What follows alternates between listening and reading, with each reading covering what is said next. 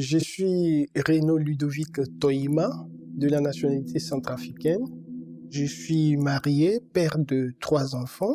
Quand j'ai quitté la République centrafricaine, le contexte, c'était pas si facile.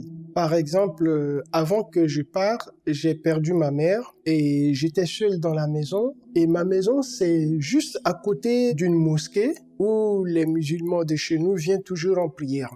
Et les autres chrétiens qui sont à côté, c'est eux qui ont fait des problèmes avec eux. Donc, du coup, eux-mêmes, ils sont déjà quittés le secteur. Mais moi, j'étais seul ici. Sauf que j'ai vraiment la peur. Je peux pas dormir la nuit parce que le soir, ils rentrent chez moi. Ils toquent la porte, les fenêtres. Donc, je crains que peut-être un jour, ils vont casser la porte. Et lorsqu'ils ont commencé aussi, j'ai un ennemi. Lui, il est venu d'abord en armes pour me chercher. Dans un premier temps, c'était ma femme. Il a demandé où est ton mari?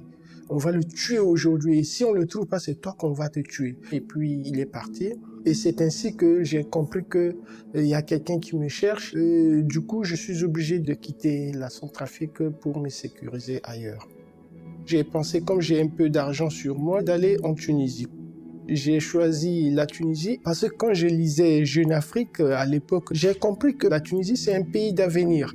Et donc, j'ai essayé de voir, est-ce qu'en Tunisie, il y a beaucoup de Centrafricains chrétiens ou bien il y a beaucoup de Centrafricains musulmans pour que les conflits qui sont en Centrafrique ne peuvent pas nous poursuivre. Et du coup, j'ai trouvé qu'en Tunisie, il n'y a qu'une vingtaine de Centrafricains et ils s'entendent bien. En fait, je suis obligé de m'inscrire dans une école de formation en Tunisie pour pouvoir accéder au visa. Arrivé à l'aéroport de Tunis-Carthage, c'était seulement 20 €. J'ai payé le droit de visa et puis tap, j'ai le cachet et puis voilà, je suis libre de rentrer dans la ville.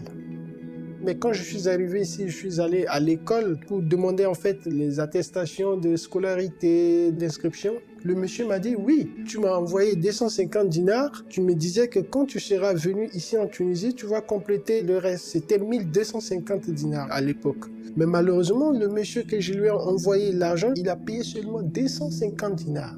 Et donc, je ne peux pas fréquenter l'école parce que j'ai tout payé depuis mon pays. J'ai payé 1 année de l'école, j'ai payé 6 mois de loyer.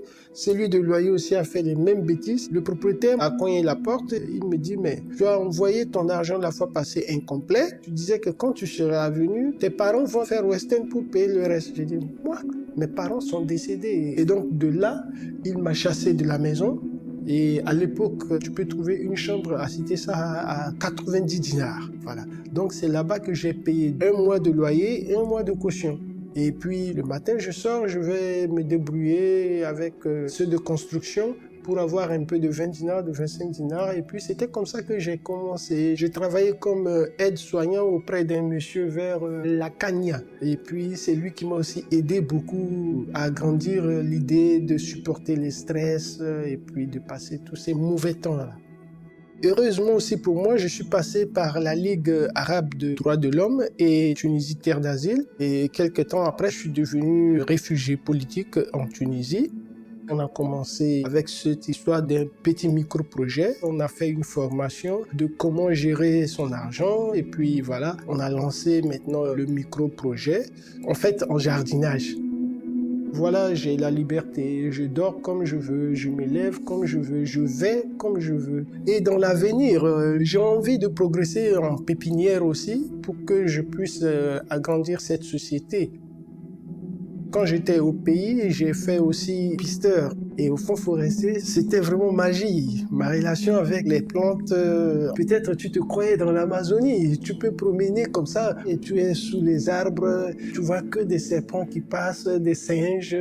Donc tu as une petite chanson de village que tu chantais et les natures savent que c'est notre sécurité qui est en train de passer. Même tu es seul dans la brousse, tu n'as pas de problème.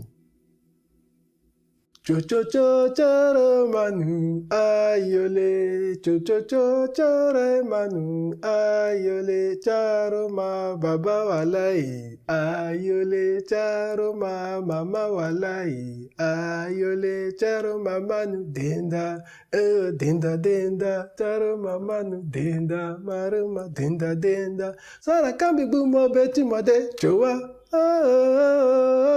chowa